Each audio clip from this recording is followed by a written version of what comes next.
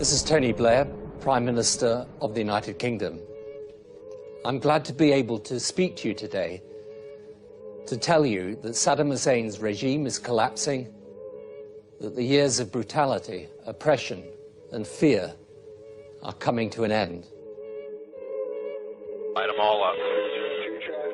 Light them all up. Come on, fire. Light them all up. Light them all up. Keep shooting. Keep shooting. All right, we just engaged all 8 individuals. Our enemy is Saddam and his regime, not the Iraqi people. Our forces are friends and liberators of the Iraqi people, not your conquerors.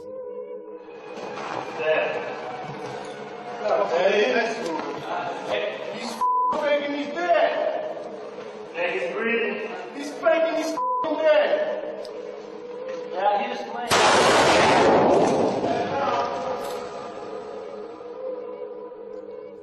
I know, however, that some of you feared a repeat of 1991, when you thought Saddam's rule was being ended, but he stayed and you suffered. That will not happen this time.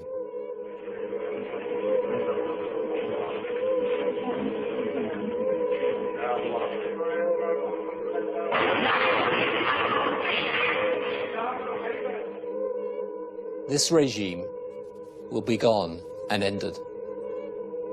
And then we will work with you to build the peaceful, prosperous Iraq that you want and that you deserve.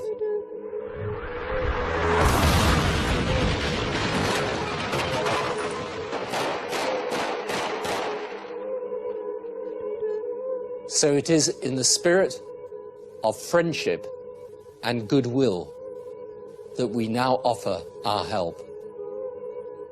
Thank you. I'm George Galloway.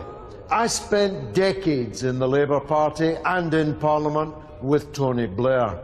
I also campaigned against his and Bush's wars alongside millions of people around the world. Since then, every prediction we made has played out tragically before our eyes. But one thing nobody predicted was the horror story yet to come. The Blair Rich Project. This film, crowdfunded by more than 5,000 people, seeks to set the record straight about Blair's near killing of the Labour Party, the killing of Iraq, and the huge financial killing he has made thereafter. This is the killings of Tony Blair.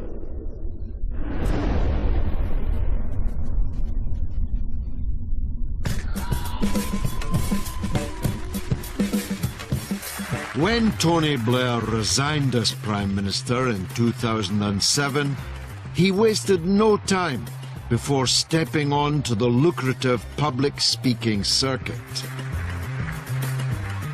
where his statements of the bleeding obvious have been in high demand. The single toughest thing governments find today is getting the job done. At his first stop, Blair picked up a Chinese takeaway of almost £250,000 for an hour-long speech in the People's Republic. The art of leadership is the combination of listening and leading. Since then, his fees have gone up, and his speeches have taken him across the globe. The most difficult thing about government is taking the great idea and turning it into reality. In the Philippines, the average wage for an hour's work is under £1. Blair did rather better.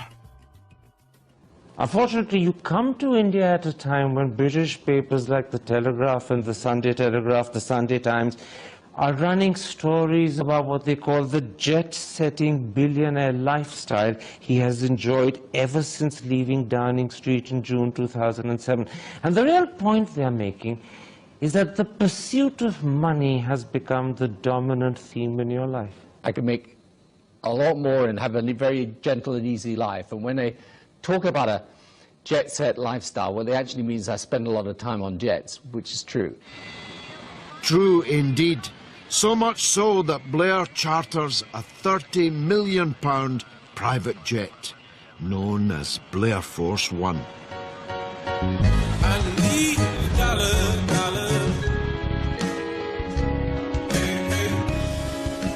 But even more lucrative for Blair than public speaking is his global business empire, headquartered in London's wealthiest neighbourhood, Mayfair.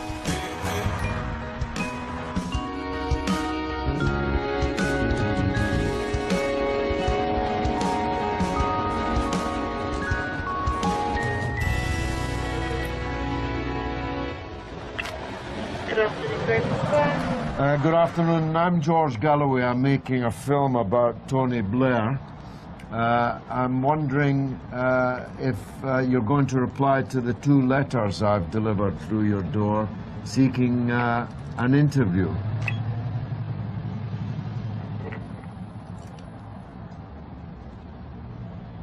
Hello?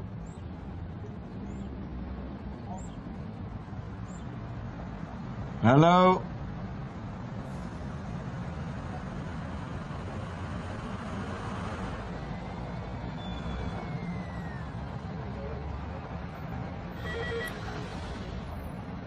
Hello?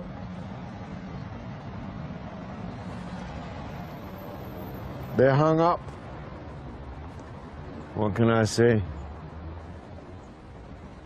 I was joined by Francis Beckett, who has investigated the consultancy firm Blair operates from here.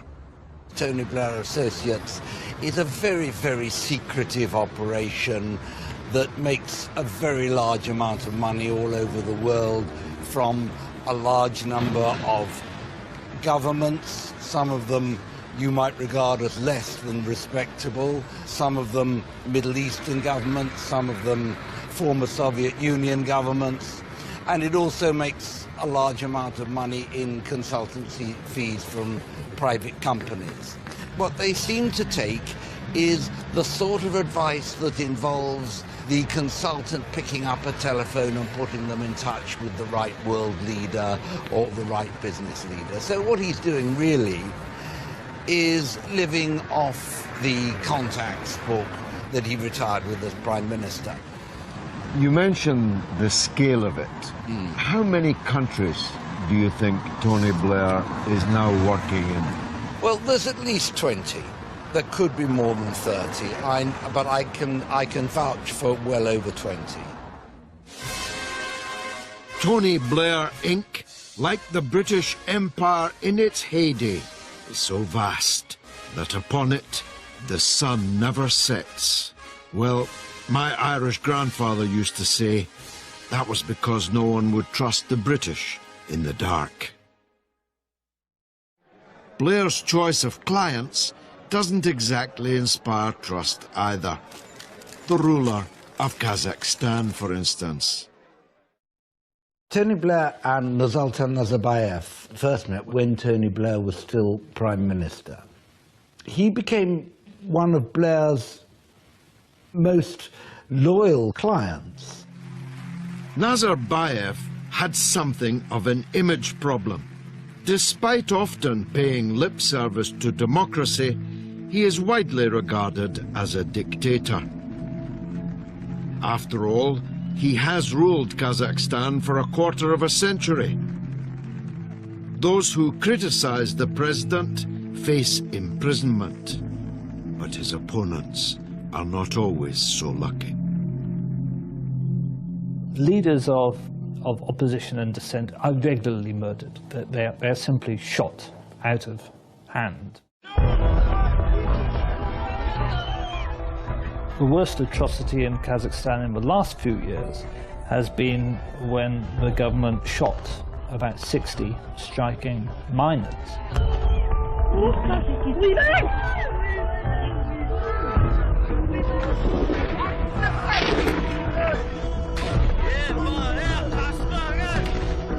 Many hoped the autocrat's new courtier would condemn the massacre. Instead, Blair was soon starring in a Kazakh propaganda film. The important thing about President Nazarbayev is that I think he had a combination of the toughness necessary to take the decisions to put the country on the right path, but also, I think, a certain degree of subtlety and ingenuity that allowed him to maneuver in a region which is fraught with difficulties.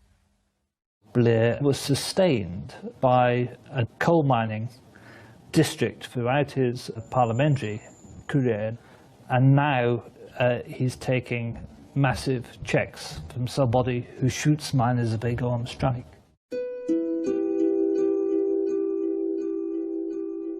Media reports put Blair's fee at £16 million over 2 years. But what was this king's ransom for? Good governance, as Blair claimed? A leaked letter he sent Nazarbayev suggests otherwise. In it, Blair provides a phrase to help the dictator spin his massacre for a Western audience. These events, tragic though they were, should not obscure the enormous progress that Kazakhstan has made. He continues, dealing with it in the way I suggest is the best way for the Western media. Signed, with very best wishes. I look forward to seeing you in London. Yours ever, Tony Blair.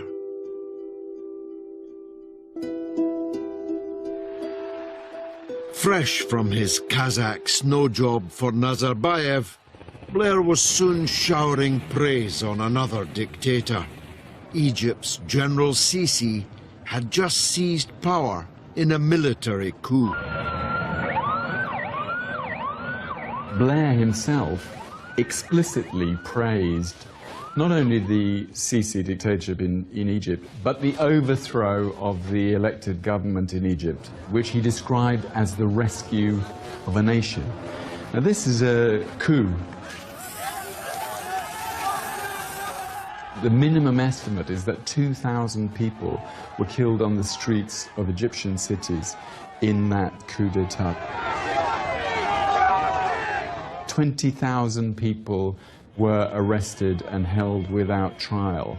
There have been 1,000 death sentences handed out by this regime, which by any reckoning is one of the more brutal dictatorships in the region. And this guy, Sisi, is the one that Blair is openly championing. For the first time in my memory, you have a leadership in Egypt that understands the modern world, is prepared to take the measures that are relevant to the modern world, and wants Egypt connected to the modern world in the right way. And that is a fantastic opportunity.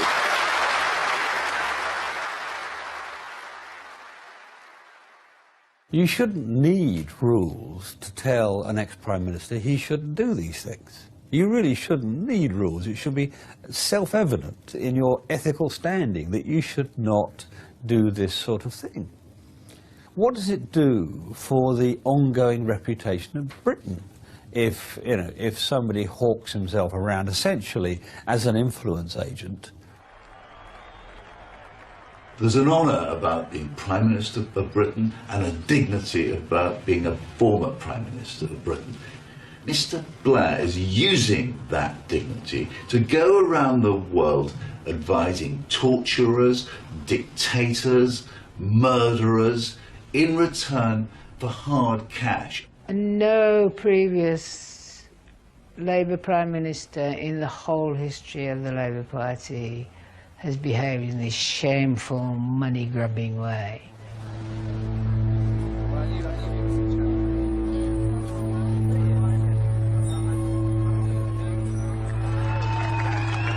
A new dawn has broken, has it not?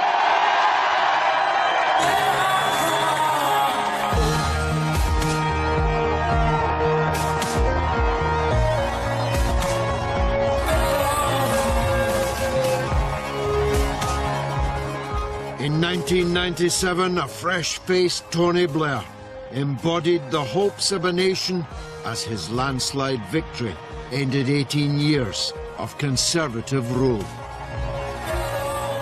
97 was an extraordinary year. All those wonderful pictures of that sunny day when Tony and Cherie processed along Downing Street with screaming crowds. We were happy for the country to end the years of Thatcherism, and even though he wasn't my party, I welcomed his election to Labour leader, and I thought this was an opportunity for a new direction in British politics. As I stand here before number 10 Downing Street, I know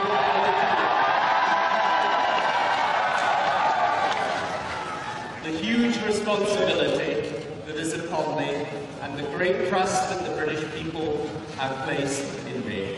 We were all convinced that Blair would find a way of reconciling the divisions in Britain and making us a sort of more honourable and less cynical country.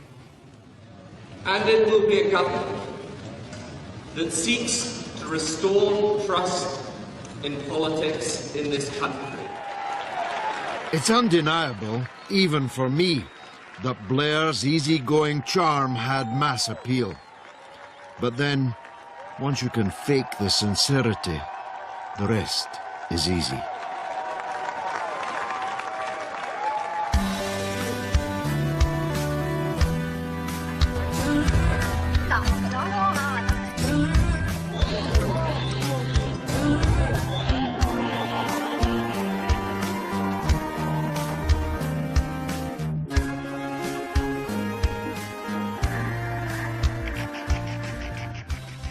I remember my dad saying, God, she's married this middle-class Tory type. And he was kind of disturbed about that. But I know he quickly grew to love Tony because of the love that Tony and Cherie had. What kind of impact did he make on you? I adored him. Quite simply, as an older brother, I thought he was, you know, the bee's knees, basically. Tony was the kind of a young lawyer who'd wear the shirt without ironing it, and his wife would shout at him, "Will you change that shirt?" You know, on the right side of cool, kind of older brother figure. George, I think he could even charm you. He could. If he walked in here now, I know you don't like to hear this, but I reckon Tony could sit here and go, "George, you know I've always admired you, and I'm telling you, your heart would flutter." What do you think? Maybe, but I would then arrest him, which would be the end of the fluttering. He made a terrific impression on me. He was extremely, he had that Clinton thing, you know, that he looked into your eyes. His eyes were round and big and smiley. And he was very charming. He was a real pro, yeah? He was a total pro. And, you know, he'd been a lawyer, he liked his cricket, he liked his football. He had all the charm of manner that could make one think, well, this is going to be something. He became this incredible pop idol kind of prime minister. And the first one that we'd had. With his award, here is the foot-tapping, pop-loving, he's got nice hair, Tony Blair.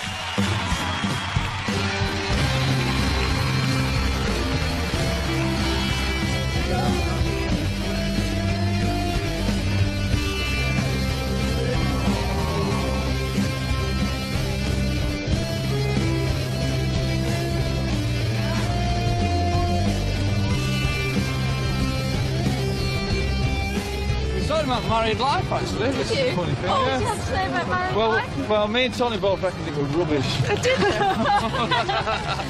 But many of us in the Labour Party didn't buy into Blair mania. For us, the party had been hijacked and was being flown to destruction. Because we'd seen Blair stab his best friend in the back to become Labour leader and then hack off the party's commitment to socialism. Most deadly of all was Blair's dance with one of Labour's worst enemies and one of the world's most powerful men. Do you like the feeling of power you had as a newspaper proprietor, of being able to sort of formulate policies for a large number of newspapers in every state of Australia? Well, there's only one honest answer to that, of course, and that's yes. Rupert Murdoch's news empire spanned over 150 newspapers across 4 continents, including a third of Britain's newspaper market. His papers had always backed the Tories, and the Tories had always won. But with Labour on course for victory in '97, Murdoch was worried about the party's plans to loosen his grip on the press. But he wouldn't worry for long.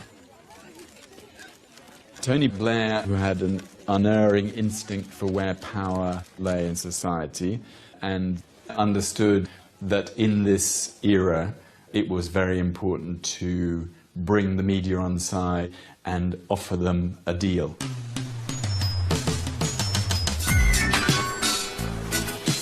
Two years before becoming Prime Minister, Blair went halfway around the world to attend a Murdoch conference in Hayman Island, off the coast of Australia, to pay tribute at the court of the Sun King. It should have been called Hyman Island, I was thinking, looking at the name today, because he went there and yielded himself and gave his media virginity to Mr. Murdoch. Blair just sent this sign right away, you know, we're yours if you want us, tell us what to do. In his conference speech, Blair said he opposed new laws to limit how much of the media could be owned by one person. In other words, he opposed his own policy. He went to make a very clear deal. I will look after your interests if you call off your dogs and if you back me. Sure enough, by election time in 1997, all of Murdoch's papers backed Blair to the hilt. Once in power, Blair returned the favour, protecting the Murdoch empire from any new media legislation.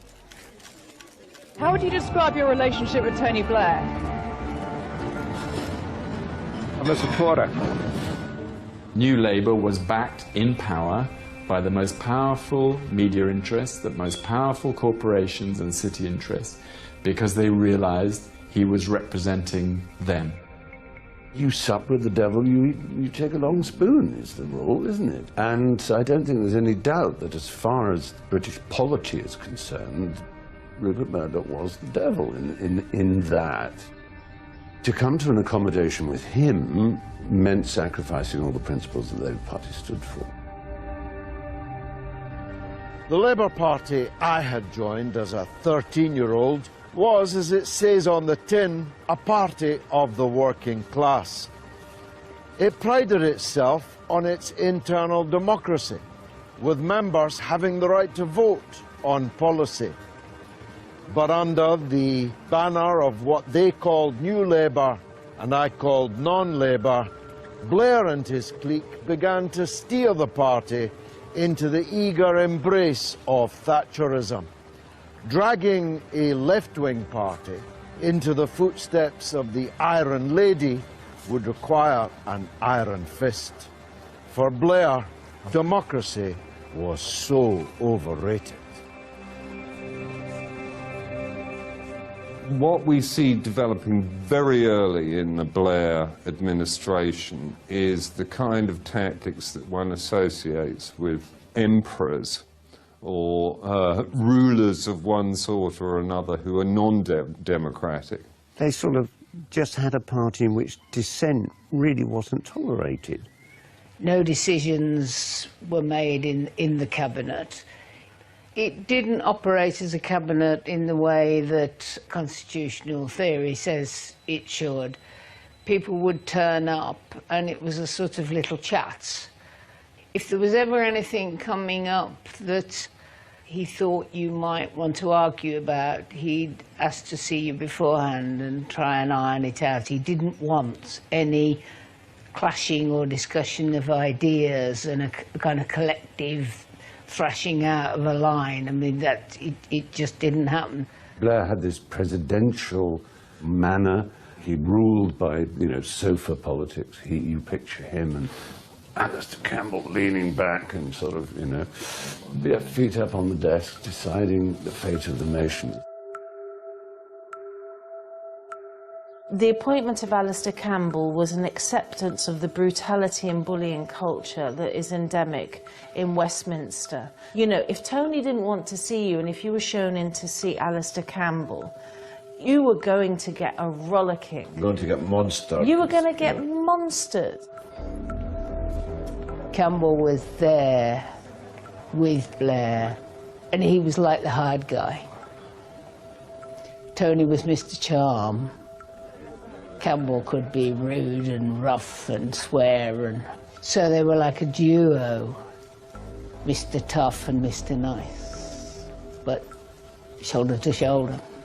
Not only were Mandelson and Campbell the pillars who supported Blair and did all his enforcing and his fixing, but they were often used as lightning rods. Yes. When things happened, when it was clearly Blair had done something appalling or wrong or stupid, they would step forward and take all the lightning for him and protect him. He was very well protected.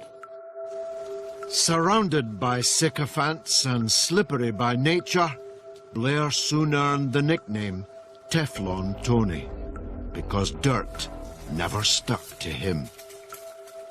There is a remarkable quote in Chris Mullin's diary of Blair giving advice to David Miliband about how to conduct himself in public office. He says, smile at everybody and get somebody else to stab their back.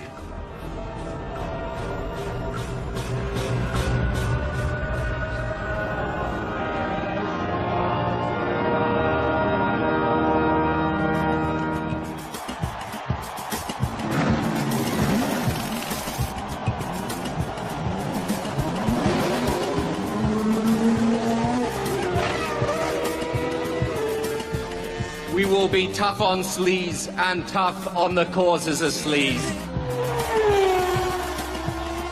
Less than 6 months after becoming Prime Minister, Blair was caught up in a corruption scandal that would have ended most politicians' careers. His government had announced plans to ban tobacco advertising from sport. But what we didn't know was that before coming to power, he had accepted a £1 million donation from Bernie Ecclestone, owner of Formula One. Ecclestone then secretly visited Blair in Downing Street as the decision was being made. Did you give a donation expecting something in return? No, I didn't want anything. I still don't want anything, to be honest. Within hours of the meeting, Blair had ordered his minions to grant Formula One a special exemption from the ban. His health secretary protested, saying the U-turn would result in serious damage to the government.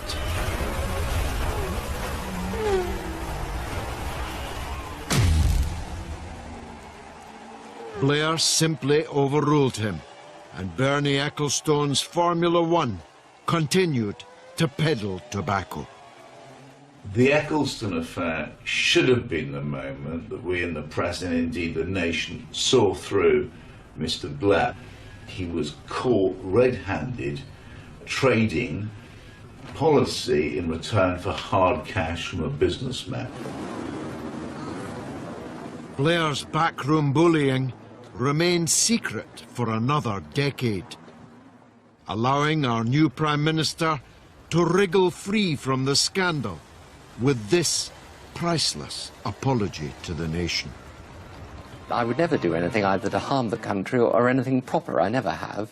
I think most people who have dealt with me think I'm a pretty straight sort of guy, and I am. Just as people hoped for an end to Tory sleaze under New Labour, they also hoped Britain would play a decent role in the world. The Labour government does not accept that political values can be left behind when we check in our passports to travel on diplomatic business. Our foreign policy must have an ethical dimension. Whatever his party wanted, when it came to hawking weapons around the world, Blair took his cue from Mrs. Thatcher. Aircraft are very expensive these days, and so you don't want them to have just one role when that one role is advanced training. So they also are being adapted for a strike capacity, a ground strike capacity, which is why you've got these on. So they're very good not only for advanced training, but for striking. From day one, Blair cozied up to Britain's biggest weapons dealer, BAE Systems, and its chief executive, Dick Evans.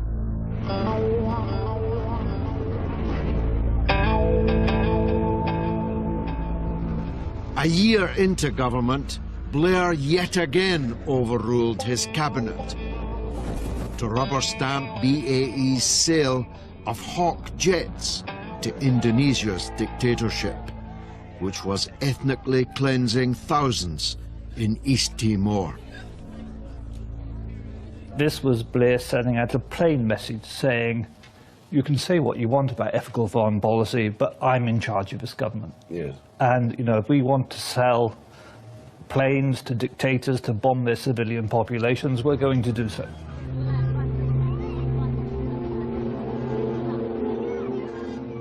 The state of Africa is a scar on the conscience of the world.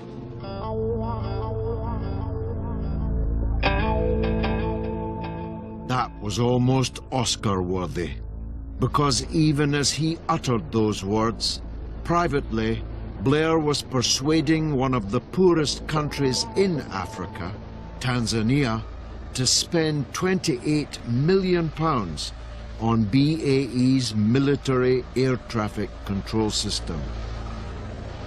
Tanzania had no operational air force. Smelling corruption, one of Blair's ministers confronted her boss. In the case of Tanzania, it couldn't afford this, and I was planning some tens of millions aid to pay for a big move to universal primary education. So if they went ahead with it, we were going to use British aid, in effect, to pay for this wretched, old-fashioned, useless air traffic control system. And I thought there must be corruption here. So it was a disgusting, disgraceful project, and Tony thought I was making a fuss about nothing. But Blair was about to help BAE in a much bigger way, and not only them. The company had long been accused of corruption around the huge arms contract they signed with Saudi Arabia under Mrs. Thatcher. Called Al Yamama, the deal was worth over $40 billion. Dick Evans, at the time BAE's man in Saudi Arabia, had gone as far as eating sheep's eyeballs to drive the deal through. Those of us who have examined Al Yamama are fond of remembering the phrase that was, bruited about at the time the deal was cut. You know, the biggest sale of anything by anyone to anybody ever. I mean, we are talking amazingly large amounts of money here. It's a matter of public record that there were vast amounts of sweeteners involved in this deal. A close family friend of George W. Bush, the Saudi Prince Bandar alone was accused of trousering $2 billion. Blair blocked the publication of a parliamentary report on the deal, but the Serious Fraud Office uncovered damning evidence that could wreck BAE and reveal the Saudi royal family as little more than 40,000 thieves.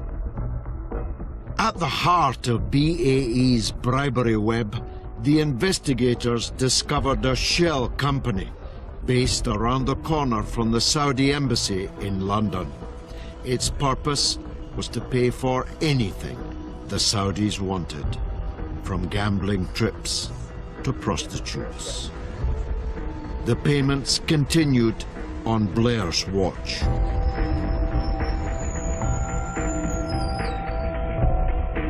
By 2006, there was enough evidence for a prosecution against BAE and its chief executive, Big Dick Evans. The Serious Fraud Office had started an investigation into that slush fund. And Prince Bandar, of course, went into Tony Blair's office and asked him to shut down that investigation. So what did Tony Blair do? He acquiesced. There was clear corruption. I mean, the evidence is overwhelming. And he just stops the inquiry and uses the national interest, card to stop it all. Were you aware that your government was approving payments to a friend of President Bush's as part of British Aerospace's kickback system? And is that why you suspended a fraud inquiry? I'm glad you're answering that question. A friend of mine. One of the worst things Blair did, which may not seem as terrible as his killing of, his actions resulting in the death of 1 million people in Iraq, but the long-term effects could be even worse of his deciding that the executive, the Prime Minister, could stop a prosecution of BAE because it's not in the national interest or the security interest of the state to prosecute, which absolutely wipes out the rule of law. I don't believe the investigation incidentally would have led anywhere except to the complete wreckage of a vital strategic relationship for our country in terms of fighting terrorism, in terms of the Middle East, in terms of British interests there. That was Blair's take. This was Bandar's. If you tell me that building this whole country and spending 350 billion out of 400 billion, that we had misused or got corrupted with 50 billion, I'll tell you yes, but I'll take that any time. What I'm trying to tell you is, so what? Despite the stench of corruption under New Labour, it would be unfair to dismiss its record entirely. There were some achievements. A national minimum wage was introduced for the first time. Child poverty in the UK was cut significantly. And Blair's finest hour was brokering peace in the north of Ireland, ending decades of conflict. Ask me my 3 main priorities for government, and I tell you, education, education, and education. Education and healthcare did receive much-needed investment, but there was a catch. Under New Labour's private finance initiative, corporations were invited to build and run schools and hospitals for the first time. PFI was privatisation by stealth and robbery by daylight. According to the Financial Times, these projects cost taxpayers up to £25 billion more than if they'd been government funded. PFI schools and hospitals slipped into an endless spiral of debt. But debts for some mean profits for others. Under New Labour, big business bloomed in the City of London because of the effective absence of regulation. foreign banks were falling over themselves to get business into London because it wouldn't be as tightly regulated as it would elsewhere. The government effectively decided that for the wealthiest and for the biggest business, the tax regime would be almost voluntary. In a speech at a Goldman Sachs soiree, Blair even boasted how every high roller in the room was paying less tax under him than they had under Margaret Thatcher. When Mrs. Thatcher was asked to name her greatest legacy, her response was immediate: Tony Blair and New Labour.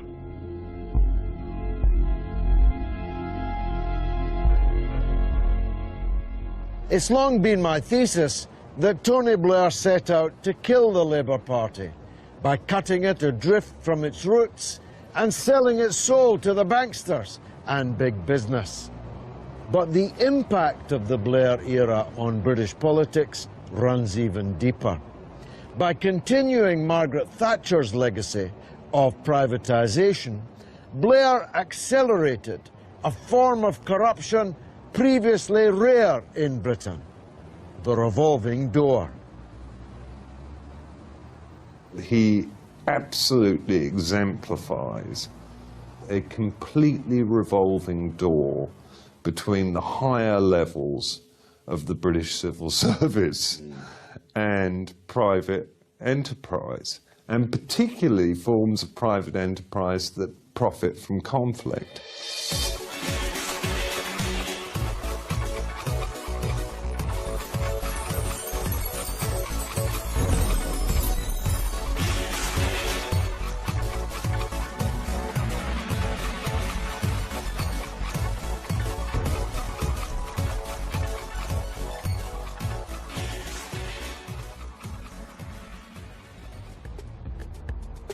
And when he left office, Blair wasted no time before going through the very same revolving door to join the real wolf of Wall Street, J.P. Morgan Chase. According to Blair, his $5 million a year is for advice on, quote, the huge political and economic changes that globalization brings. Like J.P. Morgan didn't know that already. To find out what he's really up to, I met with someone who's worked on the inside. What he would have been expected to do is very different from the press release, which is just he's going to advise them and give them information about what's going on a geopolitical global basis. The reality is banks are about making money. And having a former celebrity type of a prime minister gave them access to use the relationships with leaders. So if Tony Blair has relationships in the Middle East, if Tony Blair has relationships with any European countries, the fact is that J.P. Morgan Chase would want it to be translated into deals. And deals bring commission, as Blair no doubt appreciated after the £30 billion corporate merger he brokered just around the corner from his Mayfair office. Francis Beckett walked me through the deal. He was brought in at the request of his client J.P. Morgan to grease the wheels for a merger between Xstrata and Glencore, two very large companies. There were one or two little obstacles in the way, and Tony Blair was asked to sort it out. So he walked from his office to here, which, as you've just seen, George, is probably less than 2 minutes' walk. He spent a couple of hours in there. He was paid $1 million for it. It's nice work if you can get it. 2 or 3 hours work. Not bad at all. In the comfort of Claridge's. Beats being at the coalface. It does indeed. As Blair's with murder.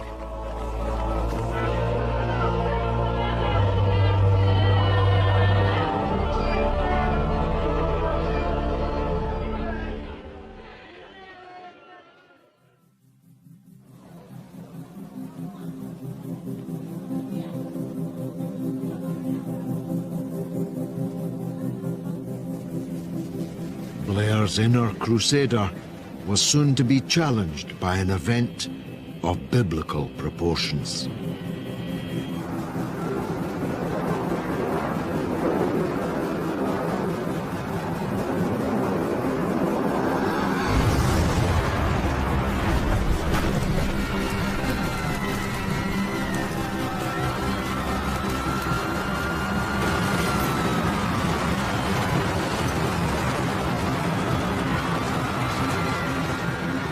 This is a moment to seize. The kaleidoscope has been shaken. The pieces are in flux. Soon they will settle again. Before they do, let us reorder this world around us. I think he suddenly saw himself as some sort of warrior in the self-styled war on terror. This is a battle with only one outcome: our victory, not theirs. He changed and became, I'm going to show I'm tough and powerful and important and significant on the world stage. I'll do that by being best friends with the President of the United States. Blair needed a dose of sanity, but W definitely wasn't the guy to provide it.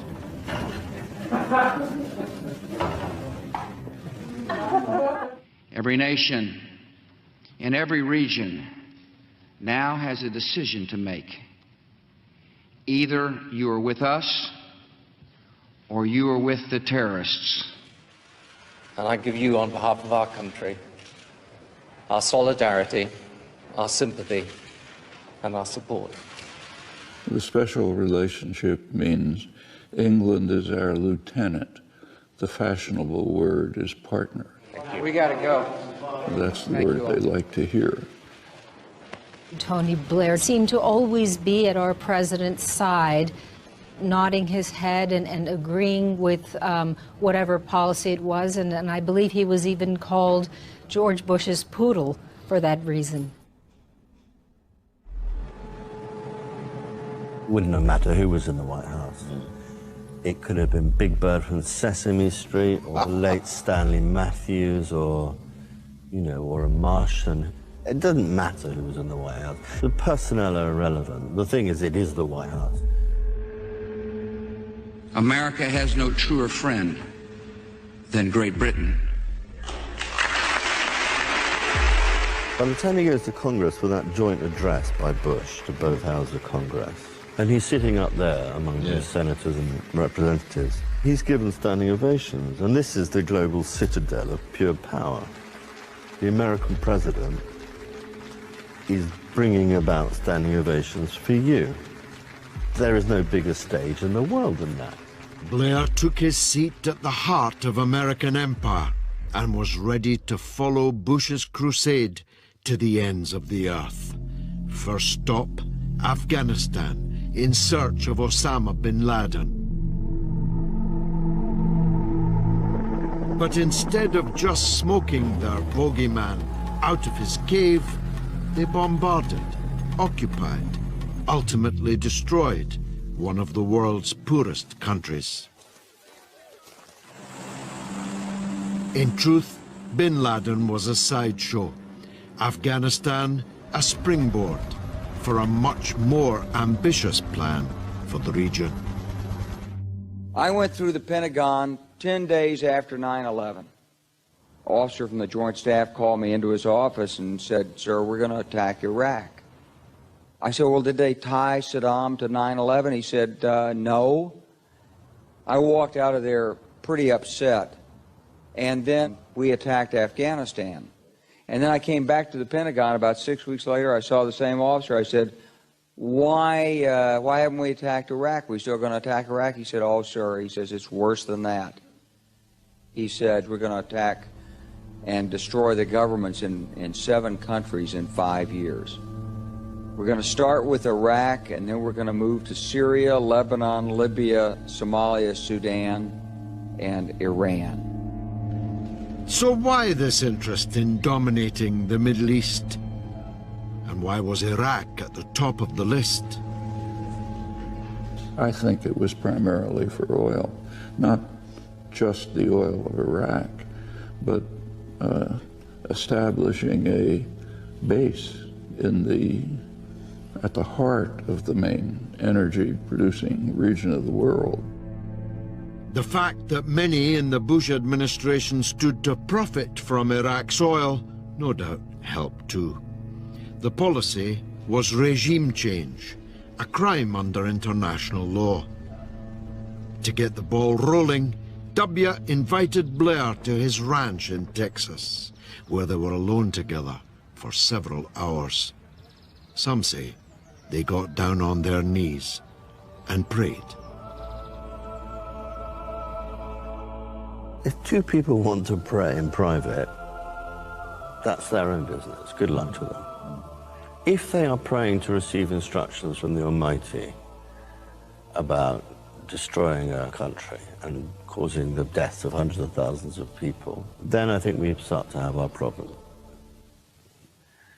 There were four big political figures around the world, global figures at the time.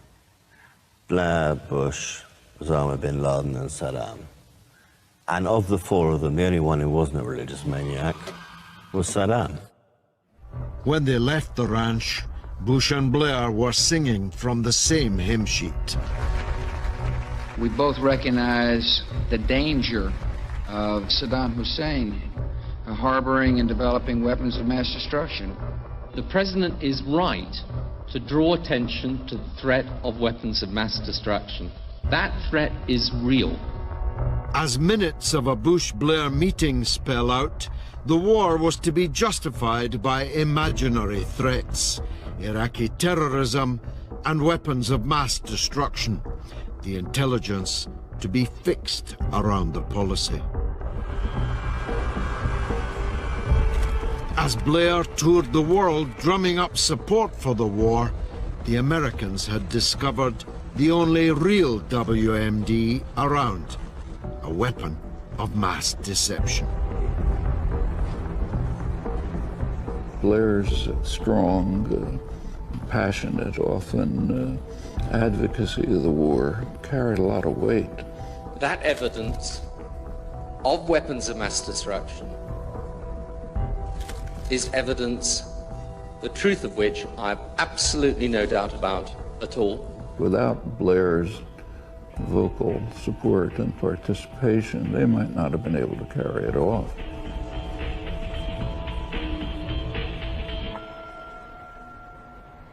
I think he facilitated it. I think he was very eloquent, even much more eloquent, of course, than our president. But Blair knew his toughest sell would be at home.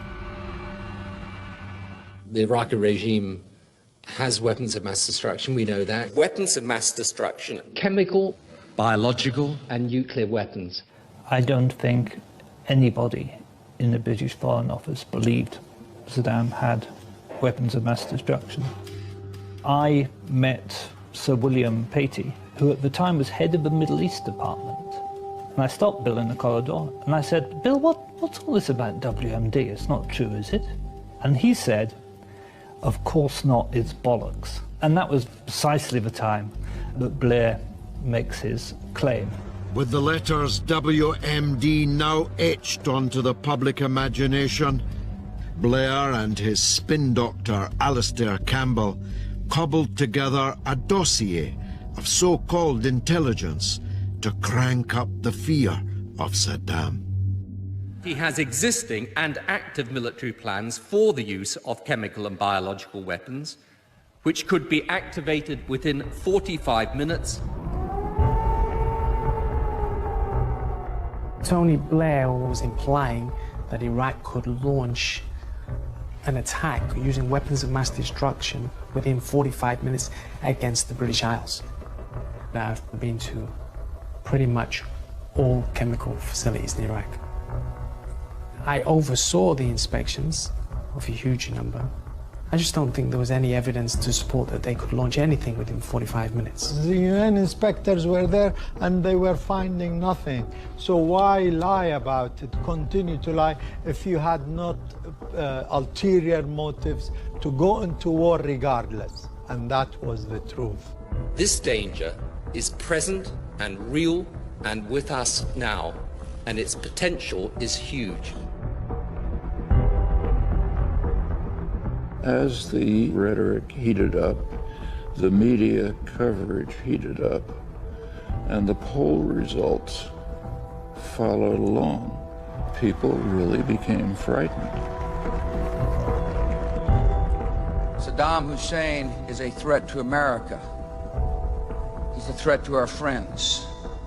He's a man who said he wouldn't have weapons of mass destruction, yet he has them. He is a man who would likely team up with Al-Qaeda. Well, that proved a lie. Saddam and Al-Qaeda were enemies. Every Iraqi knew. It was common knowledge that Al-Qaeda were opponents of Saddam. My office was certainly placed under political pressure in this politicized effort to go to war on these pretexts of a link between Al-Qaeda and Saddam Hussein, which was, of course, fiction. When the propaganda machine is full blast, it is a sight to behold in a way. The lies became so frantic that, wow, even a child would know who Saddam is, where Iraq is, and why it should be invaded. This is not the time to falter. This is the time for this House, not just this government or indeed this Prime Minister, but for this House to give a lead. To show that we will stand up for what we know to be right. To show that we will confront the tyrannies and dictatorships and terrorists who put our way of life at risk. To show at the moment of decision that we have the courage to do the right thing. I beg to move the motion.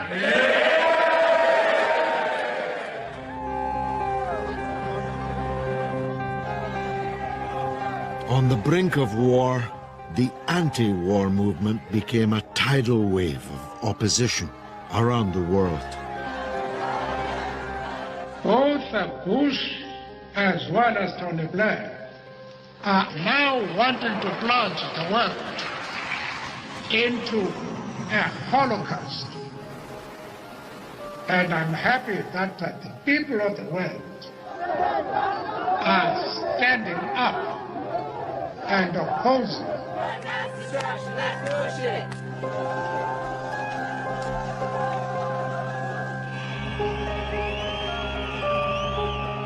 I say to Mr. Blair, the British people have voted with their feet, and their vote is no war on Iraq. Personal statement, Robin Cook. I cannot support a war without international agreement or domestic support. It is for that reason, and that reason alone, and with a heavy heart, that I resigned from the government.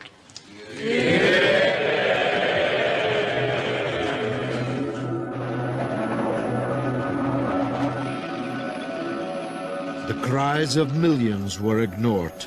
Bush and Blair were on a mission, and nothing was going to stop them. Tonight, British servicemen and women are engaged from air, land and sea to remove Saddam Hussein from power and disarm Iraq of its weapons of mass destruction.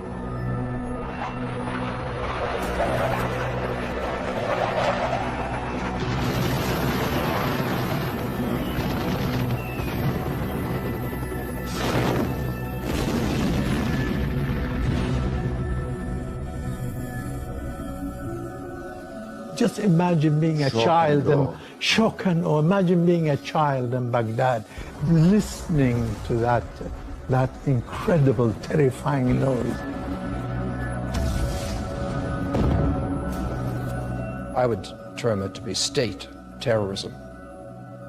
of the First Order, in fact, terrified the Iraqi population of Baghdad.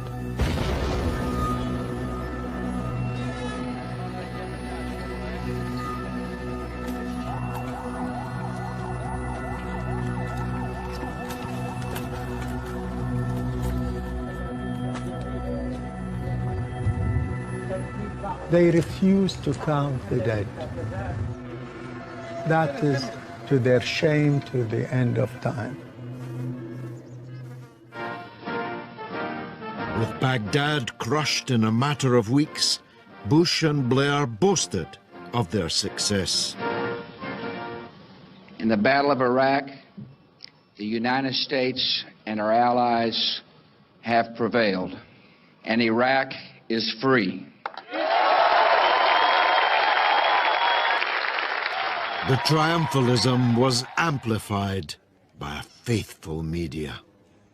He said that they would be able to take Baghdad without a bloodbath. He has been proved conclusively right, and it would be entirely ungracious, even for his critics, not to acknowledge that tonight he stands as a larger man and a stronger Prime Minister as a result. More credible commentators took a different view. It is not in conformity with the UN Charter from our point of view, and from the Charter point of view, it was illegal.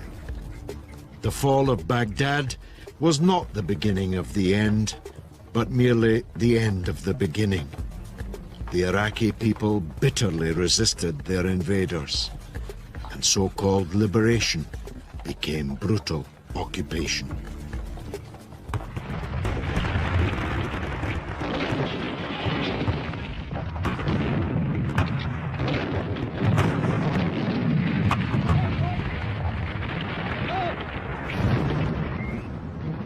Then, in the cruelest of ironies, the invaders unleashed on Iraq the very thing they supposedly invaded the country to prevent: chemical warfare.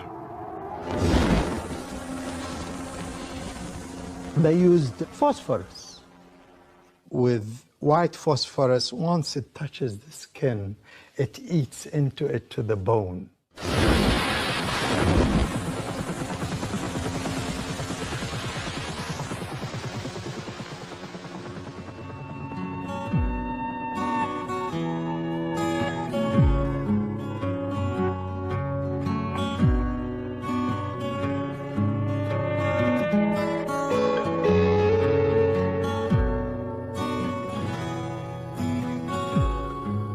Depleted uranium, contaminated sometimes with plutonium, also being used. Now that comes well within the definition of a war crime.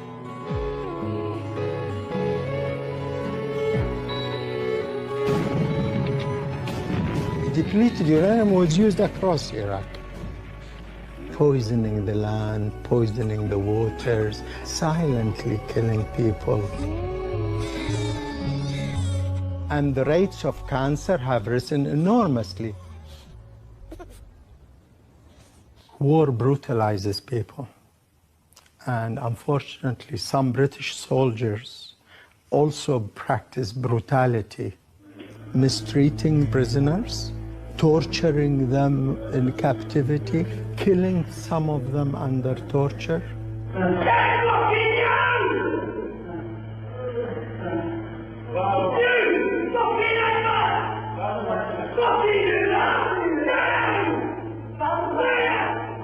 Something dark went on, something very dark went on.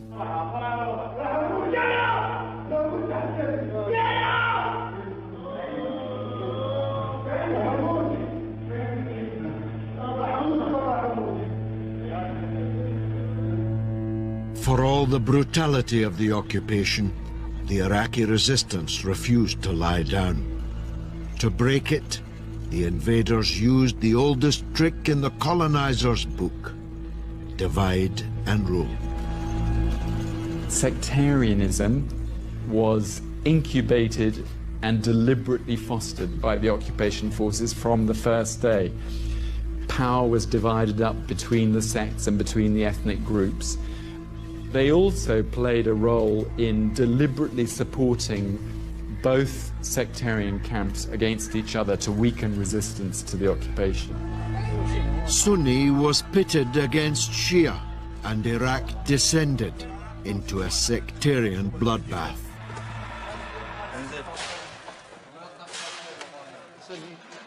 The Lancet, one of the world's most prestigious medical journals, put the Iraqi death toll at 655,000 as of 2006. Bush and Blair rubbished the report, but later estimates were even higher. I think 1 million and more were killed. They want to lower the figures so that history doesn't judge them, because they keep saying Saddam would have killed more had he stayed in power. Well, all the people he killed do not come to that sort of horrific total, nowhere near it.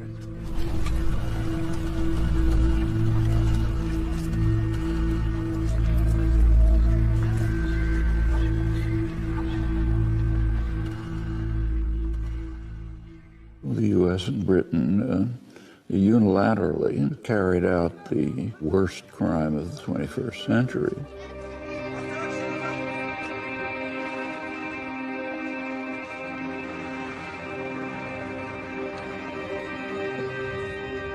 I am no supporter of dictators of any sort around the world, but the people of Iraq today have a worse life than they had under Saddam Hussein.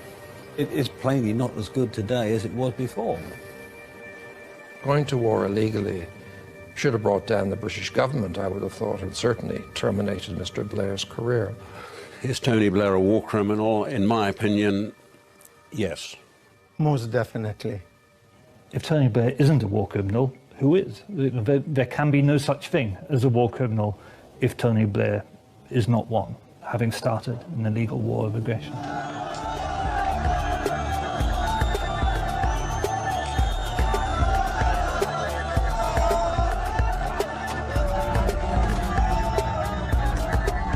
Having ignited a fire in the Middle East that might never go out, Blair stepped down as Prime Minister. But even the most cynical among us couldn't have predicted his next role.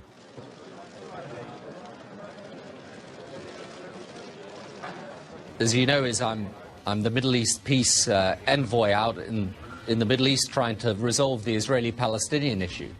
What a joke. What a beyond a joke, what an insult. My job is to try to get agreement between Israelis and Palestinians for the quartet, which tries to get agreement between the United States, the United Nations, the European Union and Russia. I thought after being Prime Minister of Britain for 10 years I should try something easy.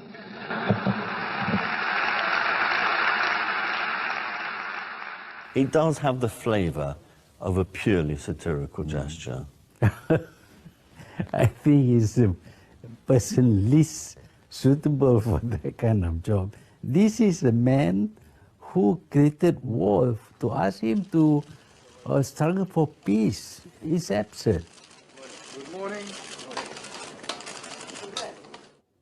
At the time, I described Blair's appointment as the most grotesque since the Emperor Caligula appointed his horse a proconsul of Rome.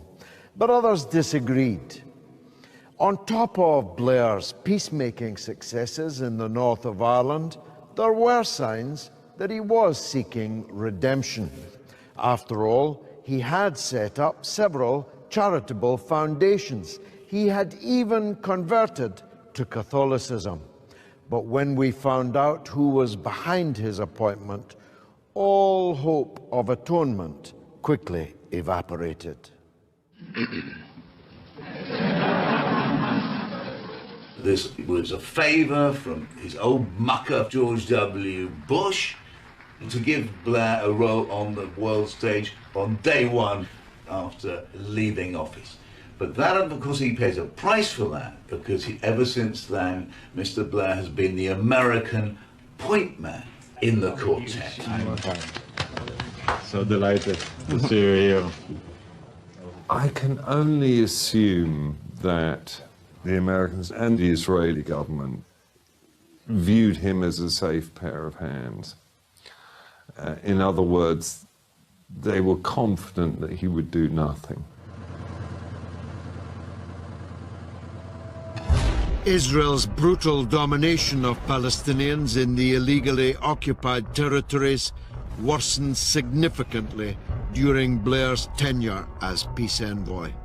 Fatalities rose sevenfold, from 373 in 2007 to 2,300 in the year he left office. As we speak, while you and I are talking, George, Israel is pounding Gaza, having pounded the West Bank earlier, and is in a way that is, as a Jew, I find deeply upsetting.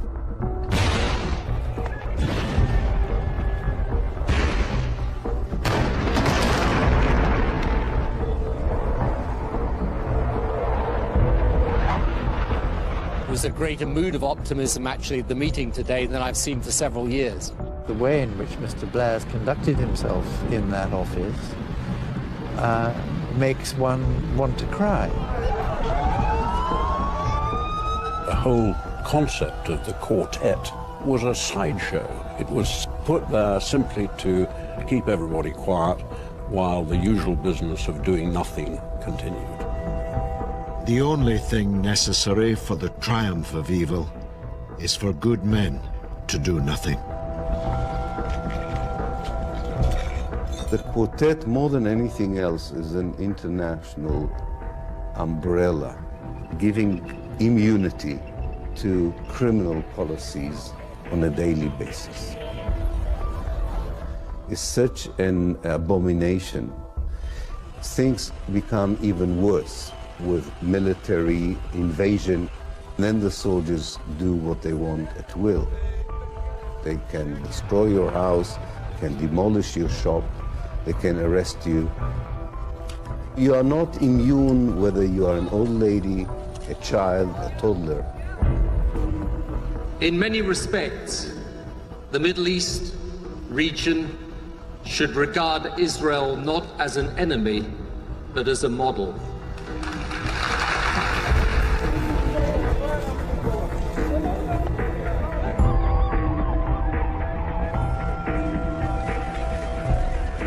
Without American weapons and money, Israeli aggression would have to stop.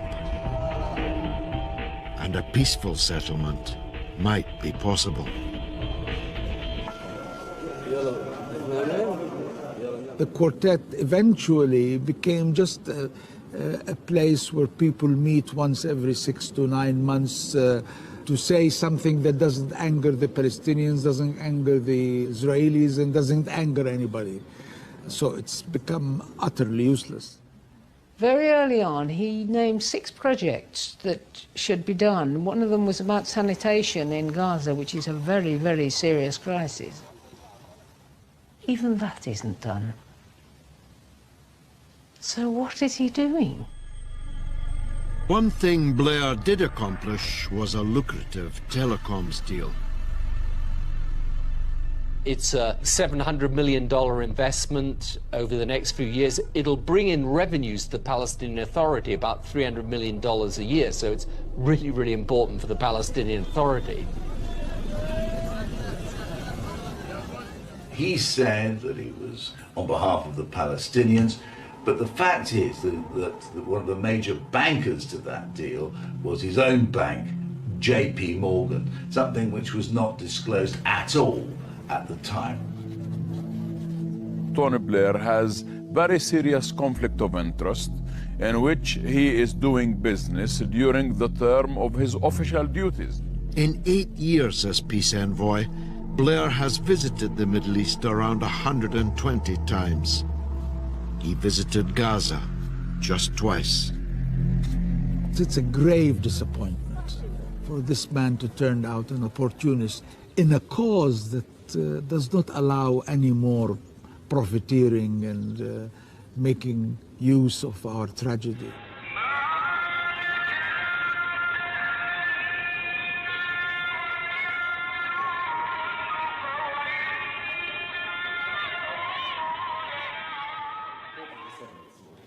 Another contact from his prime ministerial days proved very rewarding to our globe-trotting peace envoy. People thought that he was going as a representative of the quartet to discuss Middle East peace with the Emir of Kuwait. There was a clue, however, in the fact that he didn't take with him anybody from the rather well-staffed office of the quartet in Jerusalem, but instead he took with him the senior consultant for Tony Blair Associates, Jonathan Powell, the former chief of staff in Downing Street. This is an extraordinary confusion of roles. Blair is going there on behalf of the world to seek Middle Eastern peace, but he's piggybacking on that role to pursue personal financial gain in the shape of Tony Blair Associates. The alleged fee always seemed rather a lot for Blair's customary advice on economic reform. Well, the figure that I heard was £27 million, I mean, that figure has never been convincingly argued with. I think Tony Blair has said the figure is wrong, but as usual, he doesn't offer us an alternative figure. Basically, the Emir of Kuwait was boundlessly grateful to Mr. Blair for his role in the invasion of Iraq and the toppling of Saddam Hussein.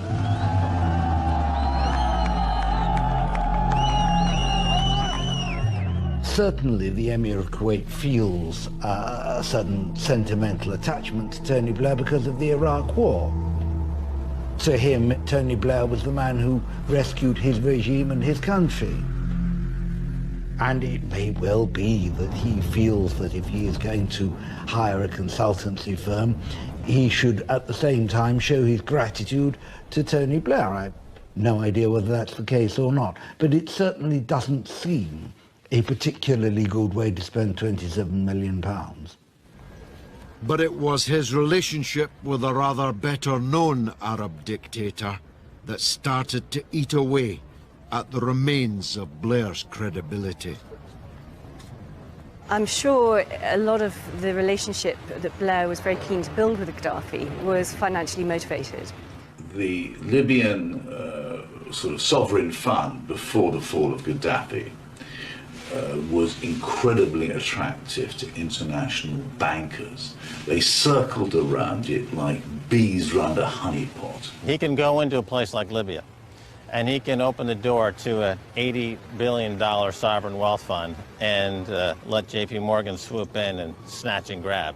And there was huge commission for whoever could get hold of a portion of it and get it to their bank. You've got to ask the question, was he, at least in part, on these missions to Libya, out to try and land himself that personal commission? When Gaddafi was overthrown, $500 million of his dollars were stashed at J.P. Morgan. But Gaddafi had made demands of Blair too. The Colonel's sponsorship of a French airline bombing in the 1980s now landed him a massive compensation bill from victims' families. They demanded, I think, a sum of $1.5 billion as recompense to the families of the Americans who died in that attack. And it seems that Gaddafi put the squeeze on Blair to go and intercede with his old buddy George Bush to get this dropped. At the end of his presidency, Bush passed a law preventing future compensation claims against Gaddafi. It's extraordinary that Mr. Blair was lobbying George W. Bush on behalf of Colonel Gaddafi, all the more so because his lobbying had implications for British victims. Given that Mr. Blair had commercial interests in Libya, the affair is very difficult to explain in an honourable way.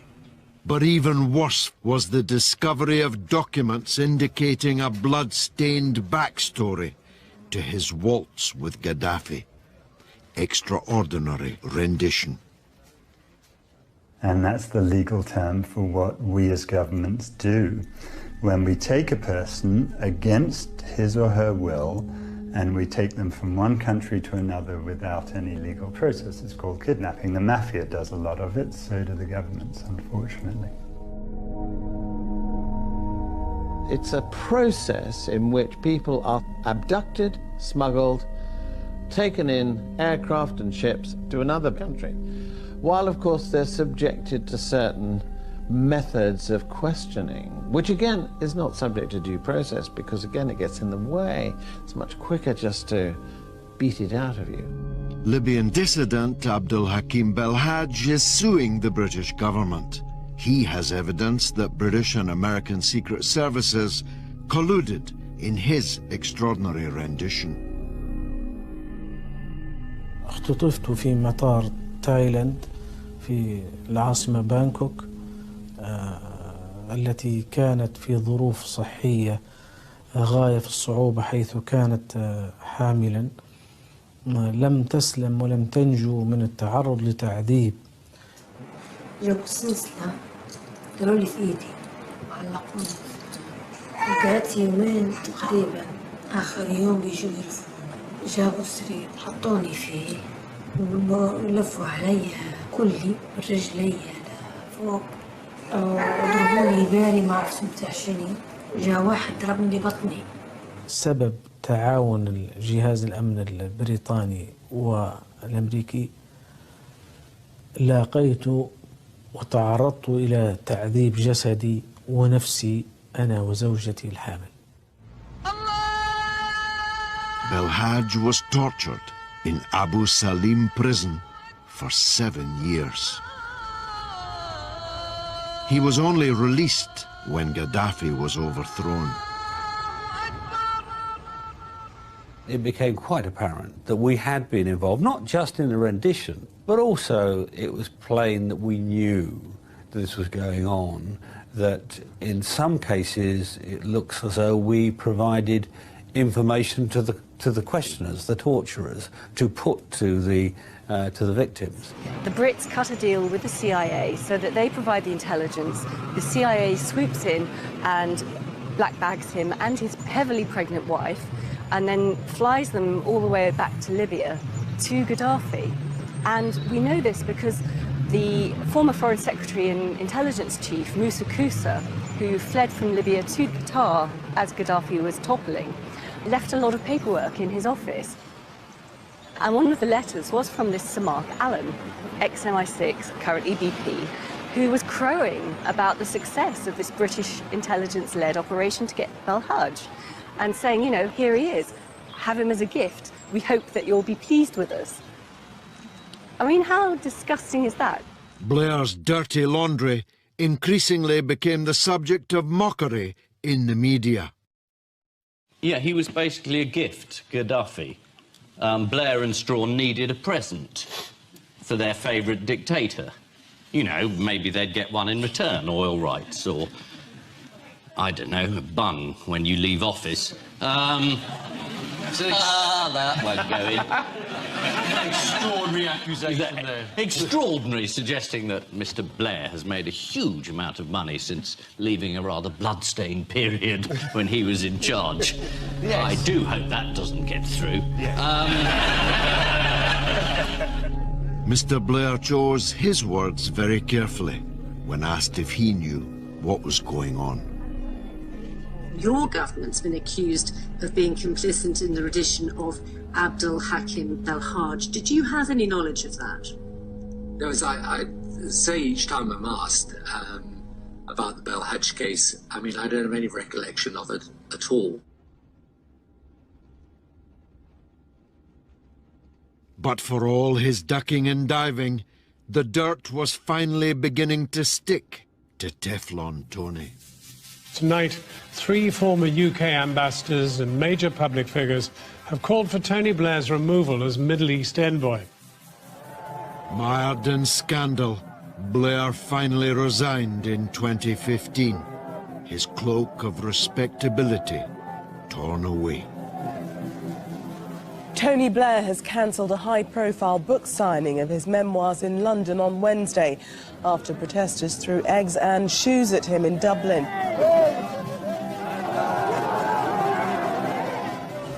You going to read it? No, I'm going to burn it. I'm not reading this. This is a book written in blood. I was actually just hoping to make a citizen's arrest on Tony Blair. I feel very strongly that the war was illegal. I would have to arrest Tony if I saw him today, and that doesn't make for good inter-family relations. Welcome. This is quite nice and quiet in here, I would have thought. Aren't you worried that we're going to leap forward and perform some sort of citizen's arrest on you? No, I'm sort of... You're safe. It might happen. It could happen. Never know. Tony Blair, once immensely popular, now lingers at the edge of British politics like a bad smell. In the court of public opinion, he is despised. That's a strong word, but I think that is the situation. With his reputation at rock bottom, Blair made an enemy of the one man who might have helped him limit the damage. The Blair-Murdoch alliance had grown so strong that Tony became godfather to Rupert and Wendy's daughter when she was baptized in the River Jordan. But rumors then spread that Blair had enjoyed a dalliance with Wendy. Murdoch immediately divorced her. This is a disaster for Tony Blair, because whatever the truth of the Blair-Wendy Deng story, the fact is Rupert Murdoch thinks it's true.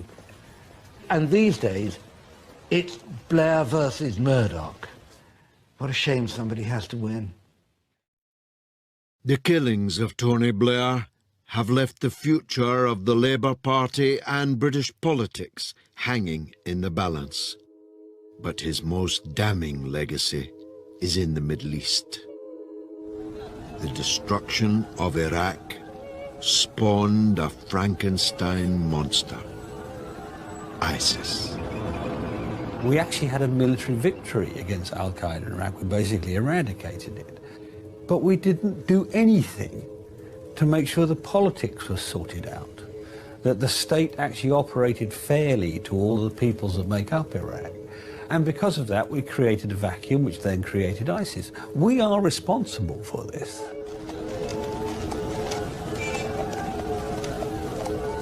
They planted the seeds of terrorism in Iraq.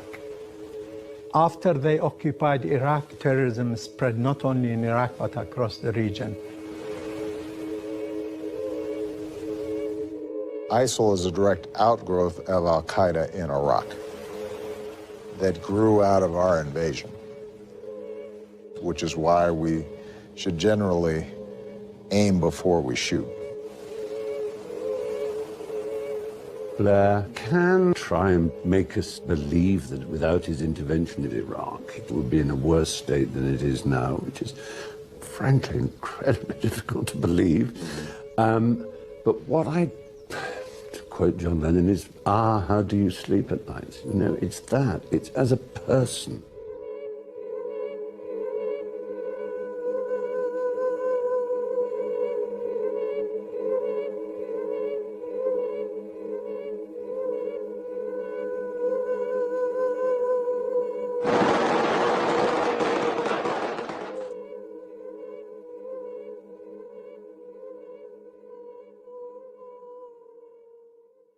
The flames of Tony Blair's legacy continue to spread ever further.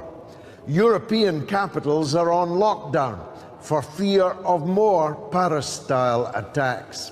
In Afghanistan, the Taliban are fighting ISIS for power amidst a new sea of poppies. And Britain is at war again. But in truth, Tony Blair is a mere symptom of the West's wider malaise. An economic system run by and for the super rich.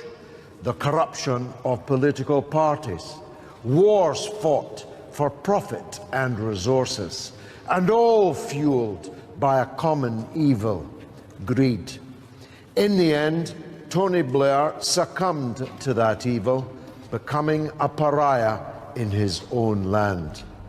For, as Jesus' disciple Mark once told us, "What shall it profit a man if he shall gaineth the whole world, only to lose his own soul?"